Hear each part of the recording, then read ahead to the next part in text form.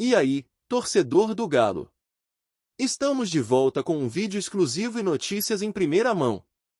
Antes de tudo, inscreva-se no canal e deixe seu like, é muito importante para receber as novidades todos os dias. Sem mais enrolação, vamos às notícias. A coletiva de imprensa parecia seguir o roteiro de sempre: perguntas rotineiras, respostas calculadas e um semblante sereno. Mas bastou uma única frase de Leonardo Jardim, técnico do Cruzeiro, para incendiar o ambiente esportivo mineiro. Em tom firme, quase desafiador, ele disparou: o Galo perdeu o respeito no clássico. Hoje, o Cruzeiro é quem dita as regras em Minas. O silêncio que se seguiu à declaração foi tão impactante quanto suas palavras. A sala de imprensa congelou. E, do lado de fora, a rivalidade entre os dois gigantes de Belo Horizonte ganhava um novo capítulo, dessa vez, com tintas emocionais profundas. A fala caiu como uma bomba nos bastidores do Atlético Mineiro. Jogadores, dirigentes e torcedores foram pegos de surpresa pela ousadia de Jardim. A dor foi imediata. Não apenas pelo conteúdo da afirmação, mas pelo contexto, dita após uma vitória celeste que já doía por si só. A provocação mexeu com o orgulho alvinegro, que viu naquelas palavras um ataque direto à sua história, sua grandeza e, acima de tudo, à sua honra. Internamente, a declaração gerou um efeito psicológico profundo no elenco do Galo. Muitos jogadores sentiram que sua reputação havia sido manchada diante do país inteiro. Não se tratava apenas de perder um clássico. Era como se tivessem perdido a identidade, como se o escudo no peito já não intimidasse mais. A insegurança, inevitavelmente, começou a se infiltrar nos corredores da cidade do Galo. A comissão técnica, liderada por Cuca, viu-se obrigada a intervir. As sessões de vídeo e os treinos táticos deram lugar, por algumas horas, a conversas motivacionais e reuniões fechadas. Era necessário resgatar a confiança. O elenco precisava entender que um tropeço, e mesmo uma provocação, não poderia pagar anos de conquistas e uma história repleta de glórias. Mas as palavras de Leonardo Jardim ainda ecoavam. E quanto mais se repetiam, mais inflamavam. Do lado celeste, a reação foi oposta. A torcida azul explodiu em euforia. Para muitos, a declaração de seu técnico foi apenas a verbalização de uma realidade já sentida nos últimos duelos. A confiança voltou a rondar a toca da raposa, e os jogadores, antes cautelosos, passaram a ostentar uma nova postura: peito estufado, cabeça erguida. O Cruzeiro se sentia no controle, e isso, por si só, já gerava uma pressão emocional devastadora no rival. Psicólogos esportivos que acompanham o futebol mineiro notaram a mudança. O Galo, conhecido por sua garra e intensidade, parecia mais introspectivo nos treinos. Alguns atletas evitaram a imprensa, outros passaram a exibir reações mais ríspidas nas entrevistas. O trauma da frase de Jardim parecia ter se enraizado. O medo de que aquilo fosse verdade, de que o Cruzeiro estivesse realmente assumindo a hegemonia local, passou a assombrar. Enquanto isso, nas redes sociais, o clima era de guerra. Torcedores do Galo exigiam resposta dentro de campo. Queriam ver sangue, raça e revanche. Já os cruzeirenses não perdiam a oportunidade de provocar, transformando a frase de Jardim em grito de guerra. Quem manda em Minas, virou slogan. A rivalidade, que sempre foi acirrada, ganhou contornos quase bélicos. E a cidade de Belo Horizonte respirava tensão. A imprensa nacional passou a tratar o próximo clássico como um evento carregado de emoções, quase uma final antecipada. Não importava o campeonato, nem os pontos em jogo.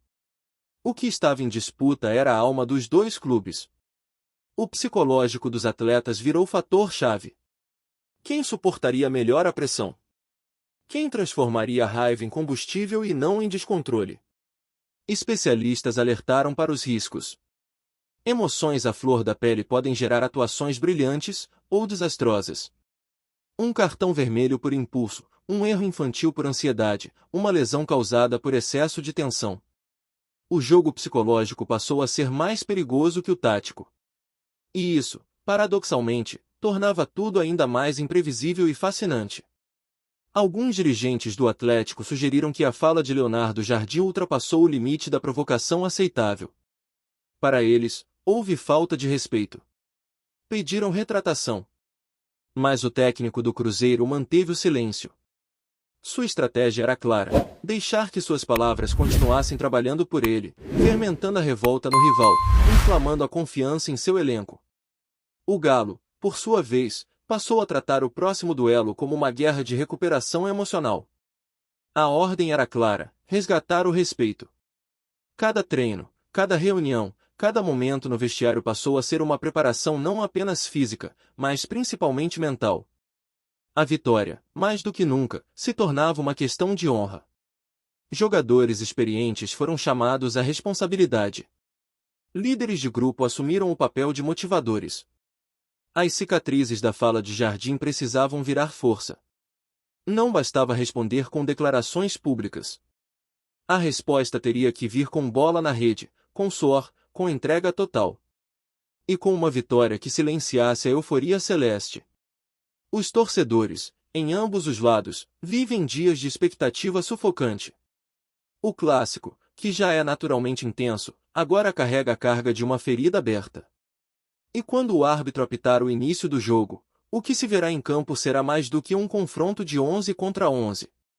Será a batalha de dois estados emocionais, de duas instituições feridas ou exaltadas. O futebol, como sempre, extrapola as 4 linhas. A frase de Leonardo Jardim não foi apenas uma provocação. Foi um terremoto emocional.